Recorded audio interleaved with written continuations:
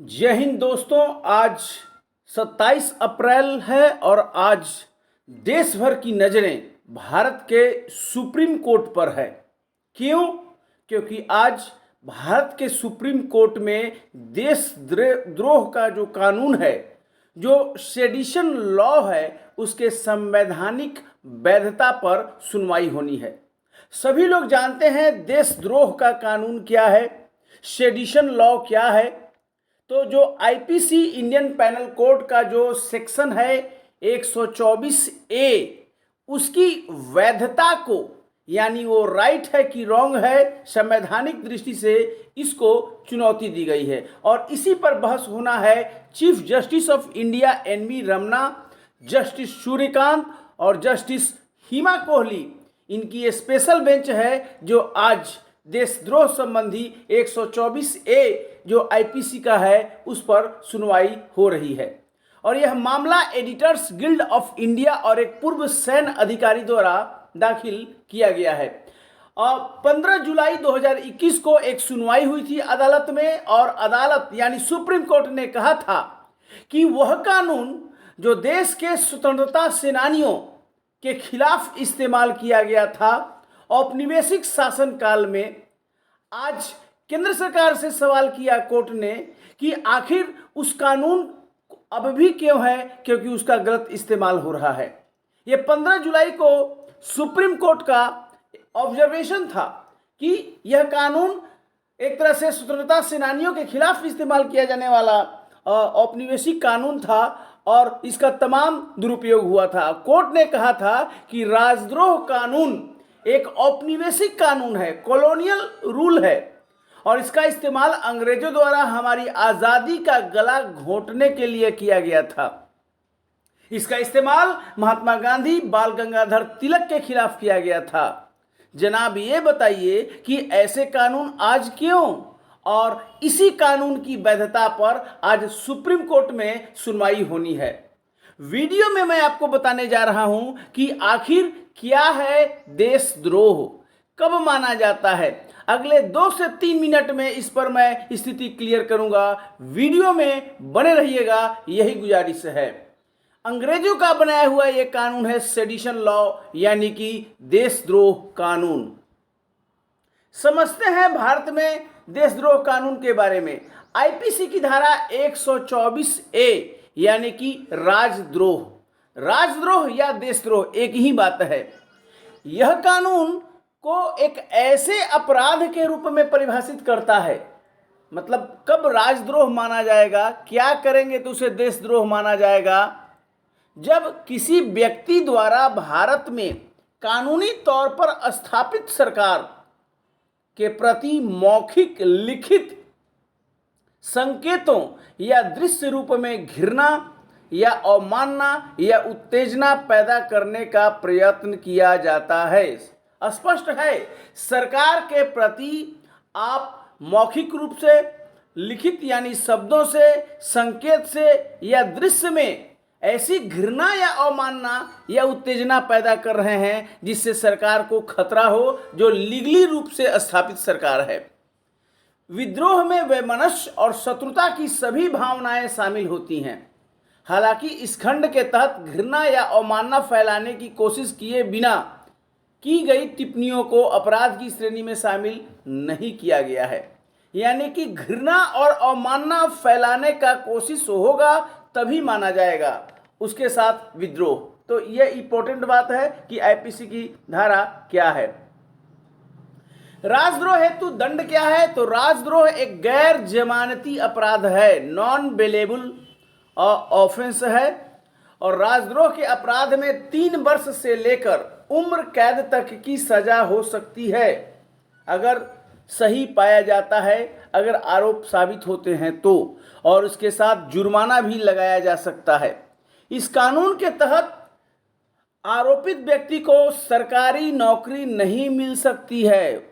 अगर किसी व्यक्ति पर राजद्रोह का आरोप सिद्ध कर देता है कोर्ट, तो उस व्यक्ति को गवर्नमेंट जॉब नहीं मिल सकता है। आरोपित व्यक्ति को पासपोर्ट के बिना रहना होता है, साथ ही आवश्यकता पड़ने पर उसे न्यायालय में पेश होना जरूरी है। स्पष्ट है, अत्यंत ही कठोर कानून है, क्योंकि उसको पासपोर्ट भी जमा करना पड़ेगा, वो विदेश नहीं जा सकता है, उसको नौकरी नहीं मिलेगी, उसको बार बार कोर्ट में आना पड़ेगा। तो एक तरह से अत्यंत कठोर कानून के रूप में है, लेकिन इसको परिभाषित भी किया गया है और इसमें 3 वर्ष से लेकर जीवन भर के लिए उम्र कैद का एक तरह से सजा है। अब समझिए कि राजद्रोह क्या है, इसका उचित प्रतिबंध क्या है। तो भारत का संविधान उचित प्रतिबंध 19(2) के तहत निर्धारित करता है कि जो अभिव्यक्ति की स्वतंत्रता के अधिकार के प्रति जिम्मेदार अभ्यास को सुनिश्चित करता है, साथ ही यह भी सुनिश्चित करता है कि यह सभी नागरिकों के लिए समान रूप से उपलब्ध है। अभिव्यक्ति की स्वतंत्रता आपको है, आप जो भाषण देना है, बोलना है, लिखना है, सब कीजिए, कोई दिक्कत नहीं है, लेकिन ये एब्सोल्यूट राइट नहीं है। आपको देखना होगा कि आप बोलते बोलते या लिखते लिखते उस सीमा को तो क्रॉस नहीं कर गए जो सीमा राजद्रोह की श्रेणी में आ जाती है। एकता और अखंडता बनाए रखने के लिए भी राजद्रोह कानून जरूरी है। राजद्रोह कानून सरकार को राष्ट्र विरोधी, अलगाववादी और आतंकवादी तत्वों का मुकाबला करने में मदद करता है। पॉजिटिव बातें, राजद्रोह कानून क्यों जरूरी है। और तीसरा, राज्य की स्थिरता को बनाए रखना जरूरी है। एक चुनी हुई सरकार को, जो इलेक्टेड गवर्नमेंट है, उसको हिंसा या अवैध तरीकों से उखाड़ फेंकने के प्रयास से बचाने में मदद करता है राजद्रोह कानून। कानून द्वारा स्थापित सरकार का निरंतर अस्तित्व राज्य की स्थिरता के लिए अनिवार्य शर्त है। तो ये इंपॉर्टेंट बात है।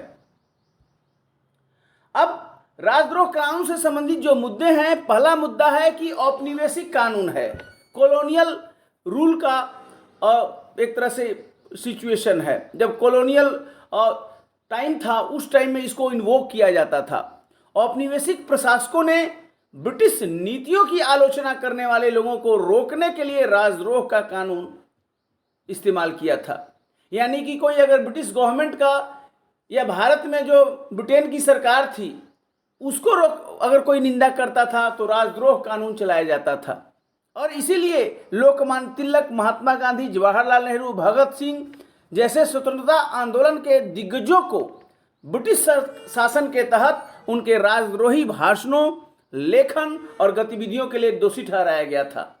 क्या आज के तारीख में भी अगर कोई सरकार का आलोचना करता है तो उसी प्रकार का राजद्रोह का आरोप उस पर लगेगा? आज तो एक लोकतांत्रिक देश है और आलोचना करने का संवैधानिक अधिकार है जो आर्टिकल 19(1) में निहित है। तो फिर सवाल यही उठता है कि क्या उसकी क्या औचित्य है। तो इस बात को हम लोग समझते हैं। अब 124(a) के पक्ष में जो तर्क दिया जाता है कि राष्ट्र विरोधी, अलगाववादी, आतंकवादी तत्वों का मुकाबला करने में सक्षम है, उपयोगी है, चुनी हुई सरकार को हिंसा और अवैध तरीकों से उखाड़ फेंकने से बचाता है, यदि अदालत की अवमानना पर दंडात्मक कार्रवाई की जा सकती है तो सरकार की अवमानना पर सजा तो होनी ही चाहिए। ये तर्क दिया जा रहा है कि क्यों एक तरह से राजद्रोह कानून रहना चाहिए। अदालत का अवमानना करेंगे तो दंड मिलेगा और सरकार का अवमानना करेंगे तो उस पर भी दंड मिलना चाहिए। ये लॉजिक है। विभिन्न राज्यों में कई जिले माओवादी विद्रोह और विद्रोही समूहों का सामना कर रहे हैं। वे खुले तौर पर क्रांति द्वारा राज्य सरकार को उखाड़ फेंकने की वकालत करते हैं। इस पृष्ठभूमि में धारा 124(a) को समाप्त करने की सलाह केवल इसलिए गलत होगी क्योंकि इसे कुछ अत्यधिक प्रचारित मामलों में गलत तरीके से लागू किया गया है। यह इंपॉर्टेंट बात है और यह लॉजिक दे रहा है कि 124(a) जो राजद्रोह या देशद्रोह के कानून है उसको क्यों रखा जाए, खत्म न किया जाए। लेकिन तर्क विरोध का भी है। 124(a) के विरुद्ध तर्क क्या है कि यह वाक और अभिव्यक्ति की जो संवैधानिक अधिकार है, गारंटी शुदा जो स्वतंत्रता है, उसके वैध व्यवहार पर एक बाधा है। ये पहली बात है। दूसरी बात कि सरकार की सहमति, असहमति, सरकार से आप असहमत हो सकते हैं और सरकार की आप आलोचना भी कर सकते हैं। यह एक जीवंत लोकतंत्र का प्रमाण है। जिस क्षण आपको बोलने से रोक दिया जाए, गवर्नमेंट की आलोचना करने से रोक दिया जाए, उसी दिन लोकतंत्र खत्म हो जाएगा। ये ब्रिटिश औपनिवेशिक शासन नहीं है। मजबूत सार्वजनिक बहस जरूरी है और यही बहस लोकतंत्र को चलायमान रखती है। और अगर कोई सरकार की आलोचना करे या सरकार से असहमति करे तो क्या उसे देशद्रोह के रूप में आप कहेंगे कि वो देशद्रोह कर रहा है? ये बहस का महत्वपूर्ण मुद्दा है। तीसरी बात, भारतीयों पर अत्याचार करने के लिए देशद्रोह का परिचय देने वाले अंग्रेजों ने अपने देश में ही इस कानून को खत्म कर दिया है। ऐसा कोई कारण नहीं है कि भारत इस धारा को समाप्त न करे। अंग्रेज लोग भारत में देशद्रोह के कानून बोलती बंद करने के लिए प्रयोग में किया, लेकिन खुद इंग्लैंड में राजद्रोह कानून खत्म हो चुका है, तो भारत में क्यों रहेगा राजद्रोह का कानून? ये बताता है, इसके विरोध का यह भी एक एंगल है। 124A के तहत असंतोष जैसे शब्द अस्पष्ट है। असंतोष का मतलब क्या है ये पूरी तरह डिफाइन नहीं है, क्रिस्टल क्लियर नहीं है, और जांच अधिकारियों के व्यवहार एवं कल्पनाओं के अंतर्गत ये घूमता रहता है। अपना अपना व्याख्या लोग करते रहते हैं। असंतोष है, सरकार को उखाड़ फेंकने की साजिश है, ये सब पुलिस अधिकारियों पर डिपेंड करता है। ये बहुत ही एक तरह से दुरुपयोग का प्रमाण इस प्रकार तैयार करता है। आईपीसी और गैर कानूनी गतिविधियों रोकथाम संशोधन अधिनियम 2019 में ऐसे प्रावधान हैं जो सार्वजनिक व्यवस्था को बाधित करने या हिंसा और अवैध तरीकों से सरकार को उखाड़ फेंकने संबंधी मामलों में दंडित करते हैं। ये राष्ट्रीय अखंडता की रक्षा के लिए पर्याप्त हैं। तो फिर अलग से राजद्रोह कानून क्यों, 124A क्यों? क्योंकि ये ऑलरेडी ये कानून 2019 में आ चुका है। गैर कानूनी गतिविधियां रोकथाम संशोधन अधिनियम 2019 कहता है, इसमें ऑलरेडी प्रावधान है कि जो पब्लिक ऑर्डर को डिसरप्ट करता है, बाधित करता है, हिंसा के माध्यम से या अन्य अवैध तरीकों से सरकार को उखाड़ फेंकने का काम करता है, तो ऐसे व्यक्ति को दंडित करने के लिए कानून 2019 में बन गया है। राजद्रोह कानून का राजनीतिक असंतोष से बचने के लिए भी प्रयोग किया जाता है। एक तरह से आप देख सकते हैं, महाराष्ट्र सरकार ने एक विरोध हुआ तो उस राजद्रोह कानून लगा दिया। तो ये कई जगह होता है। 1979 में भारत ने नागरिक और राजनीतिक अधिकारों पर अंतर्राष्ट्रीय अनुबंध ICCPR International Covenant for Civil Political Rights की पुष्टि की, और यह जो अनुबंध है अभिव्यक्ति की स्वतंत्रता की रक्षा हेतु अंतर्राष्ट्रीय स्तर पर मान्यता प्राप्त मानकों को निर्धारित करता है। हालांकि देशद्रोह का दुरुपयोग और मनमाने ढंग से आरोप लगाना भारत की अंतर्राष्ट्रीय प्रतिबद्धताओं के अनुरूप नहीं है। तो ये इंपॉर्टेंट बात है जो समझना है। संविधान सभा का क्या रुख था उसको भी समझिए कि जो भारत की संविधान सभा थी वो राजद्रोह को किस रूप में रखती थी। तो संविधान सभा संविधान में राजद्रोह को शामिल करने के लिए सहमत नहीं थी। आप जान लीजिए, सदस्यों का तर्क था कि यह भाषण और अभिव्यक्ति की स्वतंत्रता को बाधित करेगा। उन्होंने तर्क दिया कि लोगों के विरोध के वैध और संवैधानिक रूप से जो अधिकार मिले हैं उनको दबाने के लिए राजद्रोह कानून को एक हथियार के रूप में उपयोग किया जा सकता है। इसीलिए आप देखेंगे कि संविधान में राजद्रोह शब्द का उल्लेख नहीं है।